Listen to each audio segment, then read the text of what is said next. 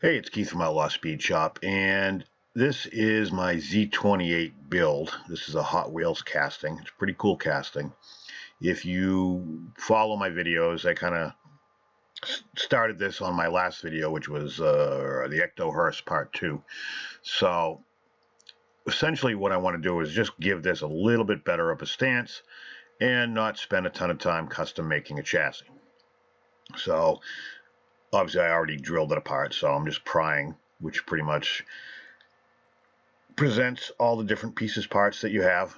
I really like this interior. The roll cage actually snaps and bends out of the way so that you can actually do whatever you need to do with paint and so on and so forth.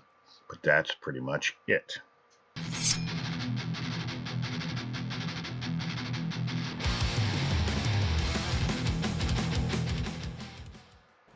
So as stated, this is kind of the stance that I'm looking for. And what it is it's the interior without the chassis. So you can see how the interior has the two mounting positions.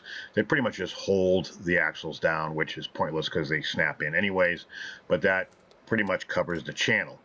So by getting rid of the bottom part and just using the interior, essentially it allows automatically by default the wheels to sit just a little bit higher.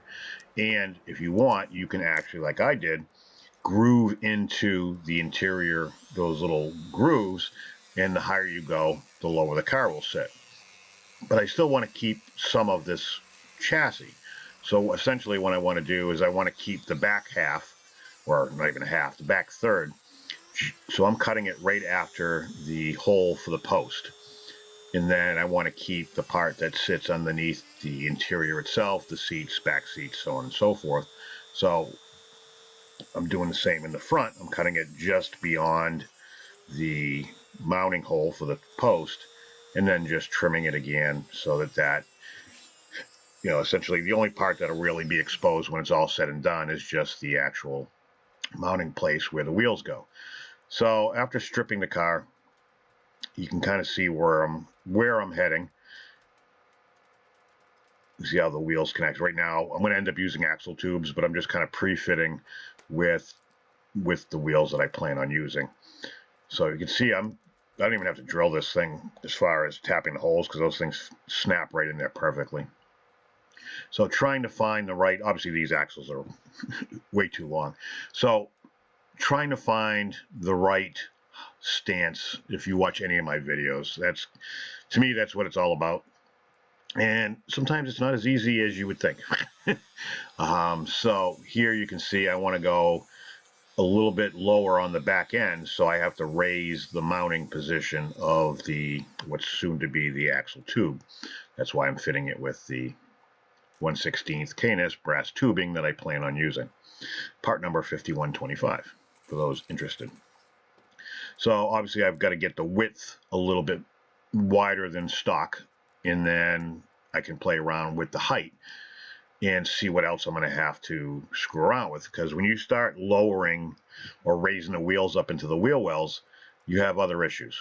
So in this case, this is kind of like a race chassis. I have to cut the wheel well tubs out to at least get to the next phase of fitment, because I can't see where else they're going to rub. So you have to just do it one step at a time and take off what you need or what you think you need. Don't go crazy. You can always take off more. So essentially that's what I'm doing. So that allows me the flexibility to spend a lot of time fitting, essentially is what I'm going to end up doing. It's not always that simple. So here I'm at the point where I need to cut the axle tube itself. So I just mark it, cutting it off. You can use whatever. I happen to like cut-off wheels. I haven't really cut off any major body parts as of today, and I just jinxed myself. But I want to use the original axles, so I'm just going to cut them in half. Obviously, they're going to be, combined, they're too long. And when you try to push them out, be careful. Don't poke yourself. I just stabbed myself in the finger at that point, and I'll end up bleeding everywhere. So, but back to my point is when you do decide to finally put them in, you've got to trim them down so when you put them in, one side doesn't push out the other side. But I have some 0.024 piano wire from K&S that I'm using. I use that for fitting, so that way they don't keep falling off, and I don't have to glue them in at this stage. So just allows me the flexibility of fitting without gluing, essentially is what I'm doing. So here I found I was actually just a smidge too wide.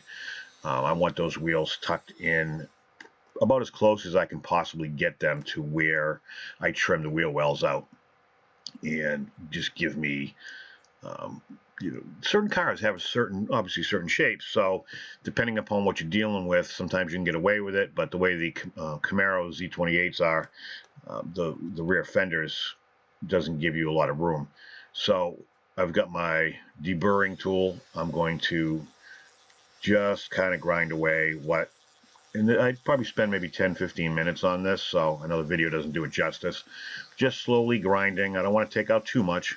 And you certainly don't want to go crazy, because, and I've done it, you end up going through the casting. So here you can kind of see where I'm after, and I'm not trying to slam this on the ground. It's a muscle car, so I wanted a little bit of a muscle car look, but I also didn't want, I didn't want it sitting so high that it looked like it was, sitting on air shocks with no motor in the front. So that's kind of where I was going with that. And you can see the piece that I cut off fits right back in there.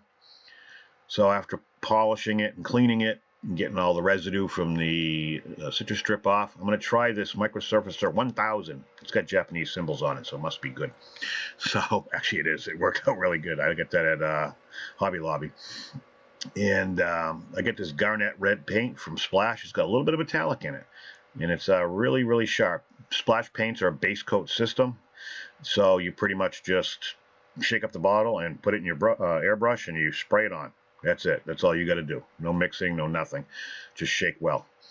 And then after my 2K automotive clear and my detailing of the front grille, headlights, tail lights, all that bullshit, that's essentially what I end up with. That's 4 coats of clear. Remember, if you like what you see, make sure you subscribe and don't forget to ring the bell. So after painting everything, these are essentially all the little pieces that are going to go into making this. You can kind of see right there, I've got the axle tube with my holes cut so that I have a place to apply some glue so that the axle will actually stay in place. And here I'm just trying to trim those axles, as I mentioned earlier in the video, so that when I push one side in, the other side doesn't get pushed out. It's a little, just double check this a couple times. Push one side in, make sure it didn't push the other side out, because there's nothing worse than gluing it in and then realizing one of your axles is half out, so because you left it too long. So that's all. I mean, it's not a hard process, but just something that it's one more step in, one of these projects that tend to sometimes take too long. So here you can see I'm just kind of pushing them in, verifying that one side isn't pushing the other side out, which it was. So that's why I'm mentioning this, because I've done it a few times and it's a shit thing to do, but it's fixable, but it's a pain in the neck, so you pretty much got to start from scratch. And it's hard enough doing once, so doing it twice is kind of one of those things you learn as you go along. It's not a big deal. But other than that, I mean, this was more of a fun project. I'm getting ready for my skid build. You can see it back there with the Gremlin, and I haven't really had much time to work on it. As soon as I announced the competition, my work schedule went crazy. So this is probably going to be my last big car besides my 4 Horsemen build till the end of the month. So I've got an unboxing video that I'm doing today as well, and some other stuff. So I've got to get back on track. So other than that, I've got my rear, I'm going to call it the rear clip, but essentially that's the rear part of the car. I want to make some exhaust tips. I'm using some 1/16 aluminum tubing. Actually, no, this is 3/32. I don't know. Anyways, it's aluminum tubing. It's bigger than the axle stuff. And what I'm going to do is I'm cutting just enough to fit on the piece that I cut off for the rear. And I'm just going to kind of sand it a little bit on an angle on the tip, so it's got that megaphone look to it. And then I'll crimp the other end, because I find crimping the end that's towards the middle of the car makes it look like it's kind of going over the wheel wells the way it's supposed to. and it works out. I think it looks pretty decent. Not that anybody looks underneath the car, but sometimes, like when I do my glamour shots, I put them on a mirror so you can kind of see. So here I'm just kind of doing the angle, and then I'm going to clean out the hole, because you need a clean hole for your exhaust tips, otherwise it's pointless. And then, as stated, I'm going to crimp the ends not facing out of the car. It's aluminum. It's pretty simple to do. And that is that. The big thing is just making sure they're both even so it doesn't look all wonky, because one exhaust tip's higher, further out than the other. But essentially, with everything together, that's kind of what I'm looking at for all my parts. It looks like a nice little buggy back there. Real fun build. I love that this metallic paint came out really good. It's not a heavy metal flake, so it's subtle. In certain lights you'll get it. Hopefully the camera catches it. But that's how it's all going to go together. Pretty basic, pretty simple. It's not that hard. Anybody can do this, I think, as far as I'm concerned. But this is essentially what I started with. I kind of hemmed and hawed. I like this paint scheme. I'm not a big fan of green. It's probably my least favorite color, but they did a good job with it, and this is what I ended up with. Like I said, I've got a lot of videos coming up as far as the skid stuff, and I got a bunch of cool builds scheduled.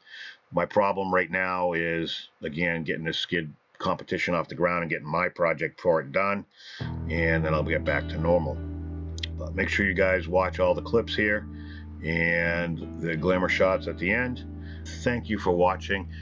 Make sure to leave some comments down below, and I'll see you on the next one.